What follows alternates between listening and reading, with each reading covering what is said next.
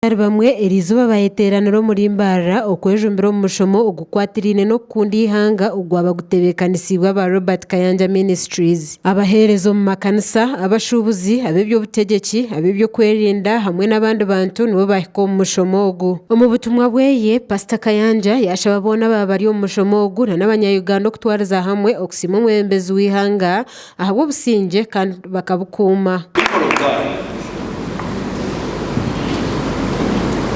You all know the region we are living in. If we didn't have a strong leader, we would have fought with Rwanda a long time ago. You didn't hear what I just said. You know, you people, you don't want to tell the truth. You think if you tell it, you will die.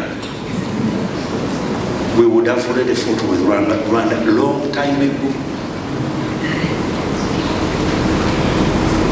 When you have a strong leader, even when you insult him, he keeps quiet. Abebembezi bona Pastor Kayanja yabashaba koreso bushoborozi hamwe n'entebezi bine okwinegeze bikorwa birungi hamwe n'izina rirungi ry'ihanga. You have an RDC in the district. He has a counterpart in his Nigeria or in Kawembe or elsewhere. When you have a crisis, why don't you call people in Isinjiro? Do you have some free matoke? Do you have some free milk? We have a crisis here. Why do you assume the whole country? So that the misguided people will use this one, thinking Museveni is killing Karamoja to take their land. Why do you incite tribal sentiments? When we have surplus of milk, when we have surplus of food, we have surplus of maize in Hoima. You were a leader.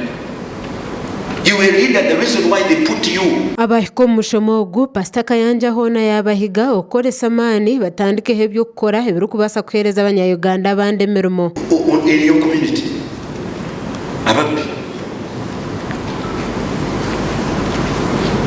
Ababi mbaita Yesu.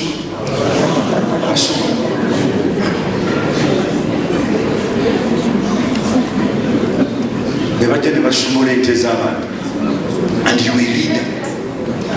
You will leader. Why don't you mobilize the people in the village? Some of them have no work. They have no job. Mobilize the young people. Take them to Chakamchaka, train them. They can use even sticks. You don't have to have guns. Omushubuzi ranganwa kandi ori omuhabuzi wa president Audrey Rwawogo yahabura bembezi ahakuba kubasakora kurundiza business rero bakageta itafari ahantunguka yihanga cy'ubanza no kuhabura abo kubagira ngo ihano rugamba orarebere rugamba mukuru henda cyo kumanya mu ihanga ryitu utabara kushoza ibintu byahera utabara kurondo utare utabara kufanya sente zo kufita mu industrial parks haide biturkumanya kandi bitubanga bembezi bano baronda karura kente bomwe batari kumanya mbere ngizire siba nabo yoshe nabo bashomese bakayetegereza icyo gukora babebembezi abayijumbira mushomogu bagira ngo businge n'entunguka n'ibintu bikuru eby'umunyayuganda ashyire kwesimisa kandi ashyire kora buri kimwe okubirinda. Actually chikure kitwebaraza president Museveni tukuzo mu karuru kitwatka